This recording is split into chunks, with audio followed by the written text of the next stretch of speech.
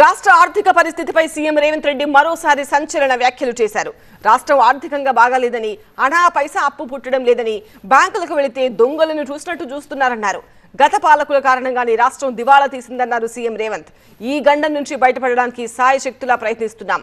ఉద్యోగులు, ప్రజలు సహకరించాలని రేవంత్ విజ్ఞప్తి చేశారు.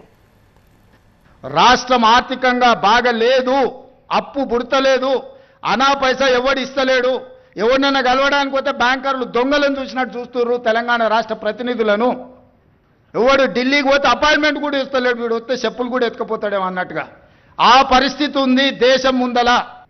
అప్పు పుడితే నేను కూడా ఏదో ఒకటి చేసి తెచ్చిచ్చేటోను, అప్పు పుట్టట్లేదు, ఎవడు బజార్లో నమ్మడం లేదు.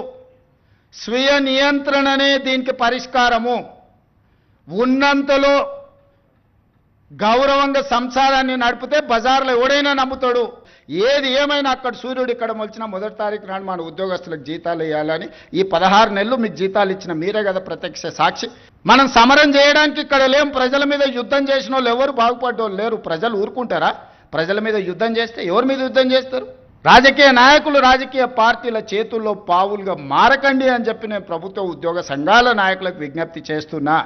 కొన్ని రాజకీయ పార్టీలకు, ఆ నాయకులకు ఉంటుంది, మీరు వాళ్ళ ఉచ్చులో పడి వాళ్ళ చేతుల పావులుగా మారి, వాళ్ళ చేతిలో చురకత్తులుగా మారి ప్రజల గుండెల్లో కూర్చాలనే ప్రయత్నం చేస్తే అది గాయమవుతుంది తప్ప దానివల్ల ఏం లాభం లేదు.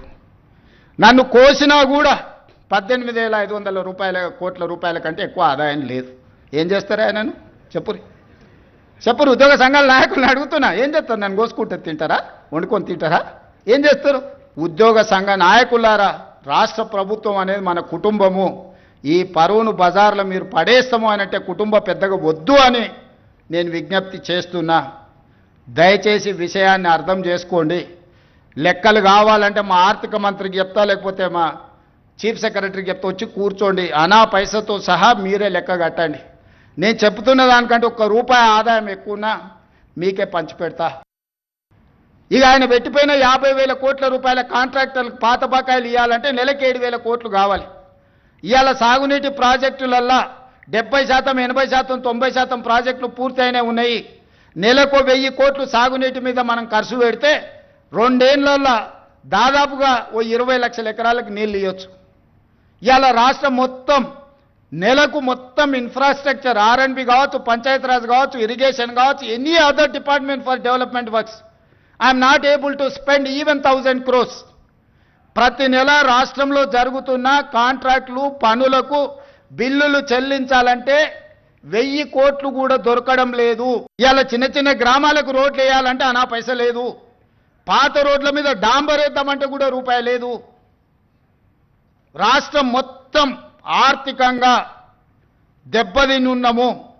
ఒక కుటుంబం విచ్ఛిన్నమైపోయి, చిన్నాభిన్నమైపోయి ఆర్థికంగా పూర్తిగా దివాలా తీస్తే ఎట్లుంటుందో తెలంగాణ రాష్ట్ర ప్రభుత్వం యొక్క ఆర్థిక వ్యవస్థ అట్లనే ఉంది. నెలకు 7,000 కోట్ల రూపాయలు అసలు మిత్తి కట్టాల్సిన పరిస్థితి ఉన్నది సార్. మనం తిన్నా తినకపోయినా అప్పులోనికి మనం 7,000 కోట్ల రూపాయలు ప్రతి నెల కట్టాల్సిందే సార్, తక్కువ అని రామకృష్ణారావు గారు చెప్తారు. తెలంగాణ రాష్ట్రం వచ్చిన రోజు 500 నుంచి 600 కోట్ల రూపాయల ఉన్న అప్పు ఈరోజు రేవంత్ రెడ్డి ముఖ్యమంత్రిగా పదవి చేపట్టిన 16 నెలల్లో 1,52,000 కోట్ల రూపాయలు మొదటి 16 నెలల్లో కట్టినామంటే యావరేజ్గా 9,000 నుంచి 10,000 కోట్ల రూపాయలు ప్రతి నెల అసలు మిత్తి నేను కట్టిన.